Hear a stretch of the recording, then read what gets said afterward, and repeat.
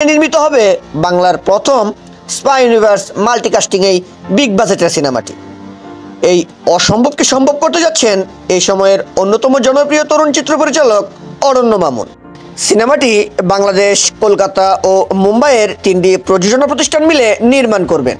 বিশ্বস্ত সূত্র থেকে জানা যায় খুব শীঘ্রই সিনেমাটির ঘোষণা দেওয়া হবে এবং শুটিংয়ে নামবে এই সিনেমার টিম। সিনেমাটিতে আন্তর্জাতিক মানের সকল প্রযুক্তির ব্যবহার থাকবে। পৃথিবীর 6টি দেশে দৃশ্য ধারণ করা হবে বলে শোনা যাচ্ছে। সিনেমাতে বাংলাদেশ ও ভারতের অভিনয়শিল্পী ছাড়াও তুরস্ক এবং পাকিস্তানের অভিনয়শিল্পীরাও অভিনয় করবেন।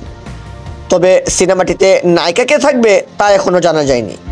তবে এটা একটা চমক হিসাবেই থাকবে বলে জানিয়েছেন পরিচালক অরণ্য মামুন।